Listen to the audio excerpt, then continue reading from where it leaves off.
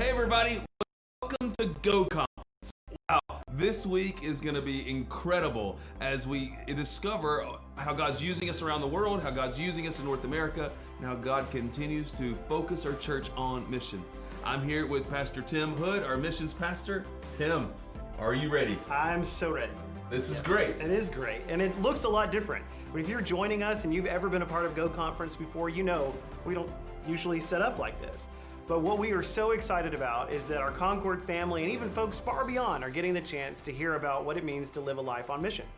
Even a pandemic can't stop us from going. Cannot stop us from nothing. That's right. So here we are. So Tim, tell us a little bit about the Go Conference. I mean, there's many of us who've never gone through a Go Conference before, so tell us about it. So the biggest feature of the Go Conference is the chance to actually get to meet our partners. When you give to the mission offering and you're a part financially of what God is doing across our country and around the world, when you pray for our local partners and for our missionaries, yeah, that's huge.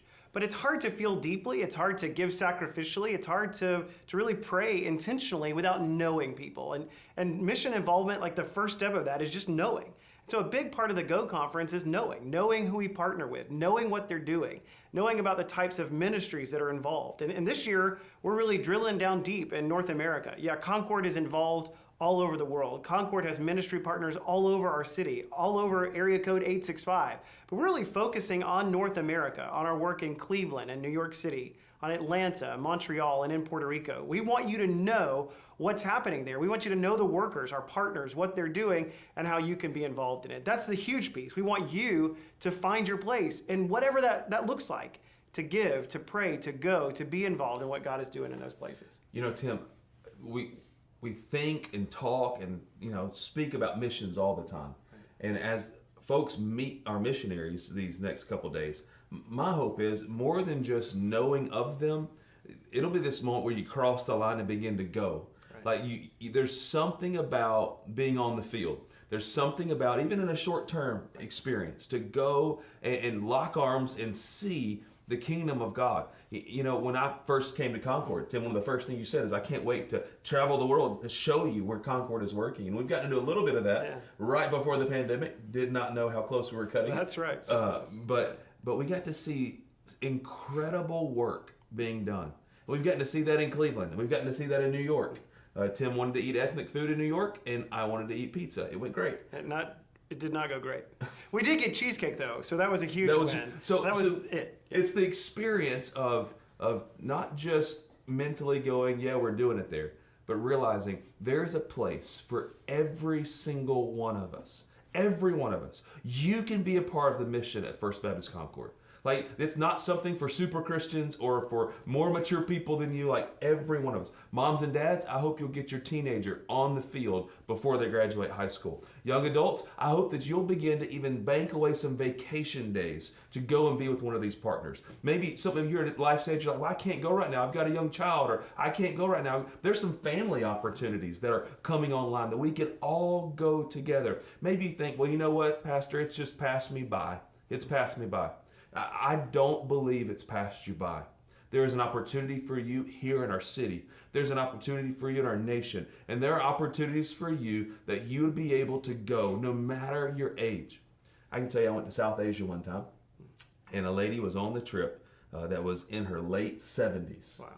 And I was worried to death. Sure. And we got there, and the truth of the matter was, I had the hardest time keeping up with her. Right. Because she was on go. She said, this might be my last one, so I want to make the most of it. That's awesome. What a testimony, right? And I believe there are sweet ladies just like that, and wonderful men just like that, who'd say, man, I want to give my best. That's right. And so my hope is that this experience can connect us to people, and God through His Spirit would speak in our hearts. And we would not be those Christians that say, I'll pay, I'll pray, and I'll get out of the way. But we'd be those people that say, I'm going to give everything I am so the mission might advance. Now, Tim, tell us, man, like, we've been doing this a while. So how many years is this for Go Conference? Yeah, so Go Conference has been happening for the better part of 20 years here at Concord. It's been an incredible experience to watch multiple families. Again, if you've been around Concord a while, you know we have a vision of seeing 40 families sent out of this church across our country and around the world. And many of those folks who have already gone out, now we're at families number 14 and 15 this year. they mark the Go Conference as one of those moments in their mission pilgrimage of going, I met someone, I met a missionary, I housed a missionary, I met a church planter, and thought, wait a second, like I could do what they do. I could live like they live. I could go and serve alongside of them. And it has been the Go Conference that has awakened them to that kind of involvement. The same thing has been true for our Bible study groups, for groups that have, again, had a real desire to be involved in mission, but didn't really know what that looked like. They've connected with one of our mission partners, and they've continued to follow up and been an integral part of ministry in different locations. So there are huge opportunities. Yeah. So, man, I want to urge you these next few days, like, buckle up, or actually better yet, unbuckle your seatbelt, and let's see how God might expand your vision and your horizon, because He is advancing His kingdom, and we get the opportunity to be a part of it. So let's go where He sends us. Let's go as we're called, and let's ask God to do incredible things for this year's Go Conference. I can't wait to see what God's going to do.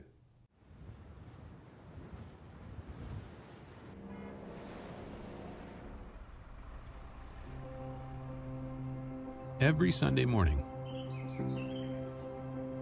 you hit snooze. Once, maybe twice. You blow dry, you button down, you buckle up. You squeeze into your Sunday best. You keep your hands and feet and neckties in the car at all times. You come early. You run late. You sing. You listen. You preach. You pray. And then you go. And wherever you are led to go, wherever you dream of going, we are there. We are the North American Mission Board. With tools, with training, with 2 different pathways, we connect you and your church to your next missional opportunity.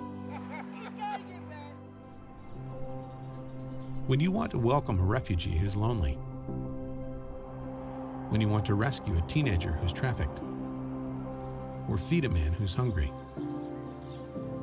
when you want to care for a child who's neglected, or rebuild a home that's flooded, Send Relief gives you and your church real-life opportunities to learn and do.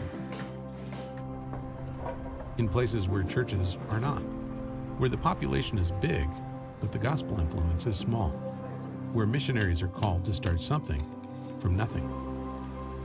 Send Network gives resources and training and support. And Send Network connects your church with church planners so that together you can change the world. There are thousands of them. Church planting missionaries, Send Relief missionaries, in big cities and small towns, feeding and teaching and loving, planting 25 churches every single Sunday, and baptizing thousands of new believers every single year. They give their lives, and you give your treasure. You send these missionaries out into the world when you and your church sacrificially give to the Annie Armstrong Easter offering and the cooperative program. And there are thousands more chaplains in foxholes and police cars and hospitals and workplaces. They all need you. And you need them. Because outside the 4 walls of your church, where they are, that's where you are at your best.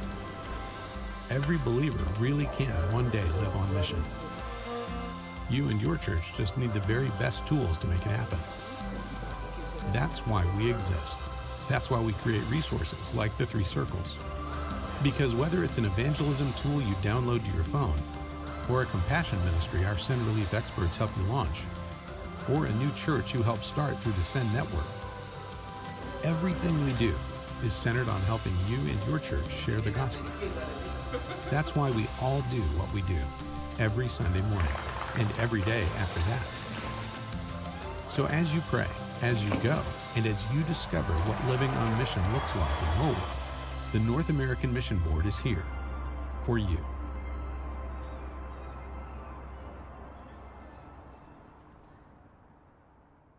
Hello, First Baptist Concord and Pastor John Mark. I'm Kevin Ezell, President of the North America Mission Board, and it's my privilege to greet you as you start your Go Conference this week. Many of us live where it seems like there is a church on every street corner, but that is far from the case in most places in North America. In fact, 3 out of 4 people in the United States and Canada are lost without a relationship with Christ. Here at the North America Mission Board, everything we do is about the gospel. Our Send network is focused on planting churches everywhere for everyone. Concord is an amazing partner in that effort. In fact, you'll be hearing this week from church planting missionaries that you are already generously supporting. We need new churches because North America's population is far outpacing the number of churches that we've started, and that has been the case for decades. Send Relief is our compassion ministry. There are so many needs all around us today, and Send Relief gives believers an opportunity to meet those needs while sharing the love and the hope of Jesus.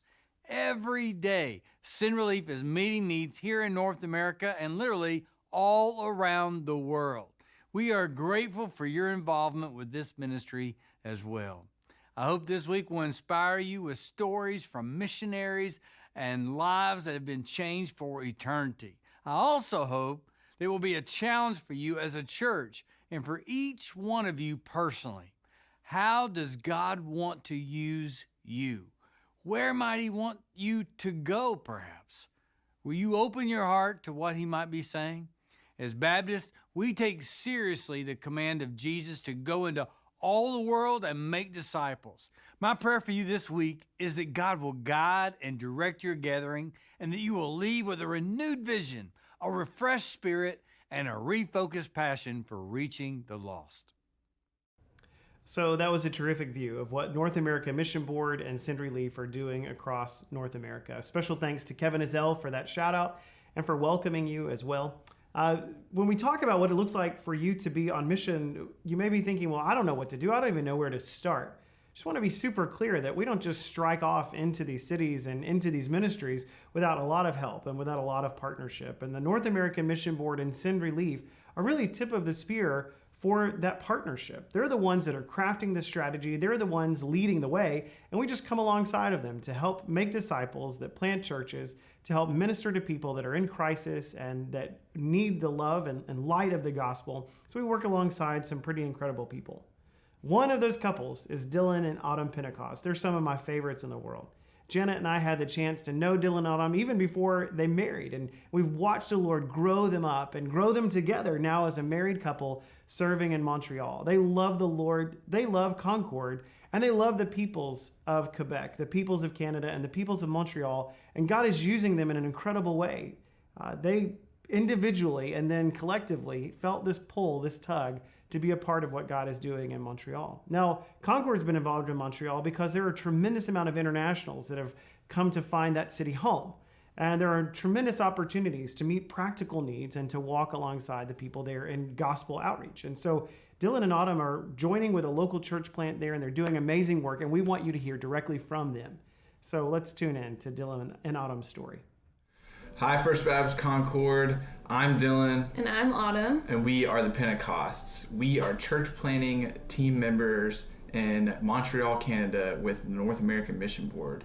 And we are one of the 40 families that Concord is sending and trying to send. You'll hear more about it in the Go Conference, I'm sure. And we just wanted to share our stories with you guys a little bit and how we ended up as church planters in Montreal.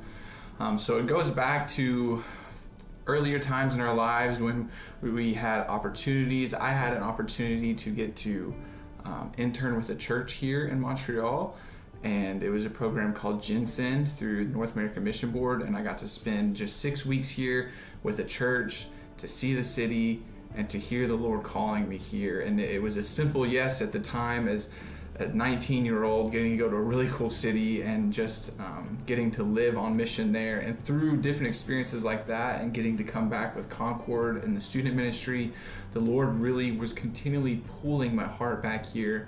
And I had several conversations with Mr. Tim Hood there in the missions department, trying to figure out where God was leading me. And I remember him looking at me and saying, Dylan, you know where he's leading you. And I said, I think it's Montreal. And Tim said, finally, you get it. So mine was a slower process. I'm a slower learner, but in short story, that's how the Lord led me here. Just a few simple yeses, just in obedience. Yes here, yes there, led to the big yes of the Lord saying, now move to a new city for me. And that's how I got here. Yeah, and it's a similar story for me too. I fell in love with a guy who fell in love with Montreal, and so I wanted to see if the Lord was calling me there also. And through getting to meet James Copeland, the pastor of Renaissance Church, at a Go conference, I got to hear his vision and his love for Montreal. And then I also got to spend a summer in Montreal interning with him and Renaissance Church. And I just fell in love with their heart for Montreal and for immigrants and for English speakers here in the city. And we really just aligned with vision and with calling. And so that's kind of my story too, of just saying simple yeses that led to a big yes of moving out of the country and serving the Lord in a new country and a new city. Yeah, and it was so important for us that this be a shared journey. The man that disciples me, he stressed the importance of us being in this journey together, that it's not just Dylan being called to Montreal or Autumn being called to Montreal and one of us following the other, that the Lord was calling both of us in unique and individual ways to use his giftings in our lives, and he paired us together for that gifting. And so we're thankful that he has called both of us here and that we get to do this ministry together with Renaissance Church. And so through several opportunities, like Autumn said, we got to be plugged in with Renaissance, and we love every minute of it. The Pastor James Copeland, I hope you get to hear from him this week as well at Concord. And we just want to say a simple thank you to you guys. We couldn't be here without our family. Concord, you are our family. That's our church. You're our sending church. And we spent years there, and we love you guys, and we miss you. And we're just so thankful for the support financially, spiritually, praying for us, caring for us, sending us letters, everything you do, anyone that's involved, all of you, we are so thankful, and we love you guys. Just thank you so much. Hey everybody, Pastor John Mark here, and I'm excited to just take a couple minutes and try to answer the question, why should we be involved in church planting? You know, if you were raised in the South, just like I was, we see churches on every corner, and it's easy to fall in the trap of thinking, well, there's churches everywhere. Why do we need more churches? But the reality is there are not churches everywhere, and there are places in our country and all over the earth that need a gospel preaching presence. I believe that a New Testament church is God's plan to get the gospel to the ends of the earth. Meaning, in places that there are no churches, the gospel is not going forth like it could if there was a church. I could even take you to places in our city where our church has been investing for many, many years, and we wonder why we're not seeing the fruit that we think we should be seeing. And I would even argue it's because we've not connected the church with a church in the local community. Because see, churches minister in communities. It's neighbors ministering to neighbors that allow the gospel to go to the ends of the earth. You know, here in Knoxville, there are 157 Southern Baptist churches. 157 Southern Baptist churches for a population of a little under 500,000 people in Knox County. But in places like Cleveland, Ohio, there are 56 Southern Baptist churches for a city with over 2 million in population. So we have 100 more churches and a very, very small number of population compared to Cleveland. You see, there's great need in places like that because the truth is that we live in a very spiritual day. We don't live in a religious day, so to speak, or we don't live in a culture that is a kind of amplifying religious expression, but we live in a very spiritual day. People know that they need to figure out the spiritual side of life, and they're asking the question, how? I believe we're living in days a lot like Acts chapter 17. Let me read it to you. In Acts 17, verse 22, Paul was standing in the midst of the Areopagus. And listen to what Paul says. He says, "Men of Athens, I perceive that in every way you are very religious. For as I passed along and observed the objects of your worship, I found also an altar with this inscription, to an unknown God. What therefore you worship as unknown, This I proclaim to you. And hear me today. The hope of the world is that they come to know Jesus Christ, who died in their place, who rose from the grave and is living and active in our world today. Like, the hope for their future is Jesus. And the only way they'll ever know that hope and know that future is if God establishes a deep work, a church in their neighborhood that can communicate the gospel to them. Research tells us that 1 in 5 millennials, that's kind of the age group of 25 to 40, one in 5 millennials have never gone to church in their life. So think about that statistic. Think about how 1 person out of 5 have never darkened the door of the church. It's not the nation, and it's not the world that we grew up in, where people went to church because it was what you were supposed to do. It's a different day, and we've got to plant healthy churches, because I believe healthy churches plant other healthy churches. You see, the gospel came to me, and the gospel came to you on its way to someone else. Nowhere in the New Testament do we see this idea of the gospel or the church being a pond. No, it's not like a place we go swimming in. Like what it is, it's a river, and it came to us on its way to someone else. And so we should be conduits of God's mercy and grace. We should not try and contain God's grace for what we've experienced. We should be passing it along. Peter Wagner said the single most effective evangelism methodology under heaven is planting new churches. Through our efforts at the North American Mission Board, we can record that 18% of all baptisms in Southern Baptist churches, almost 20%, came from new church starts. It seems as though research is telling us that when a new church is born, it's more evangelistically faithful and effective. And so planting churches in underserved communities where there is no gospel presence is a wonderful way to infiltrate a community with the gospel message. And so for many of us today, the question becomes, are we trying to hold on to church as we know it? Or are we trying to send the gospel to neighborhoods and cities that need gospel preaching churches? Because it's easy for us to think, well, there are churches everywhere. Just find a church and go.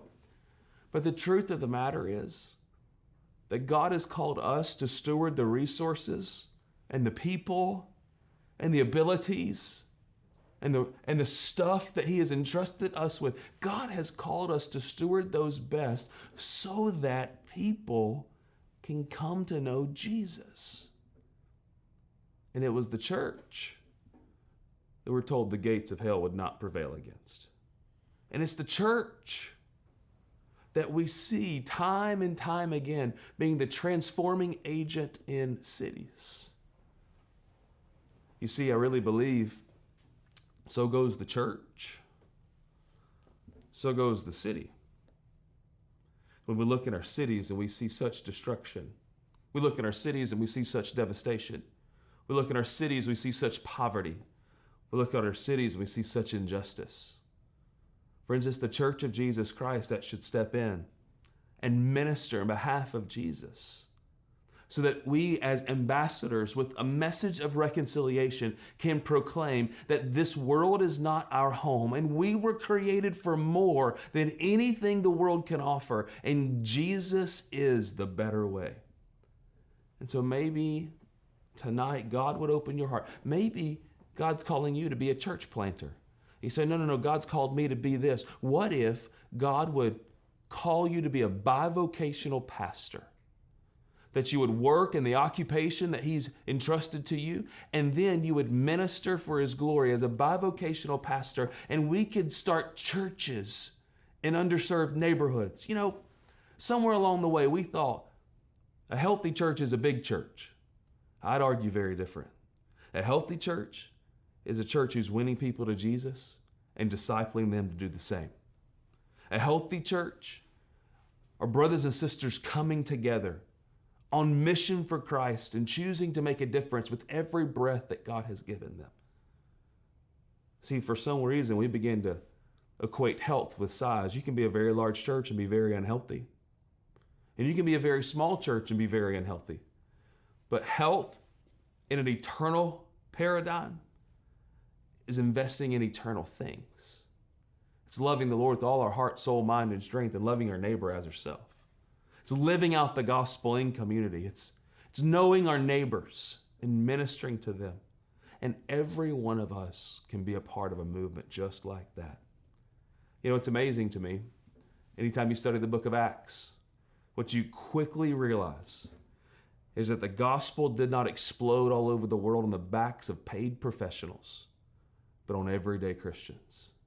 And what if God would use everyday Christians to plant churches in underserved communities bivocationally or all in through support, so that every nation, tribe, and tongue, that every city, that every people, that every culture, that every ethnicity could hear of Jesus and be transformed by his power.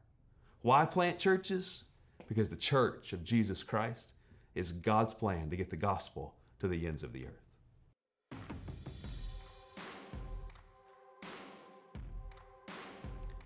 Thanks so much for joining us tonight. This has been a great launch to Go Conference 2020. We're so thankful that you've been a part and are learning ways that you can be involved.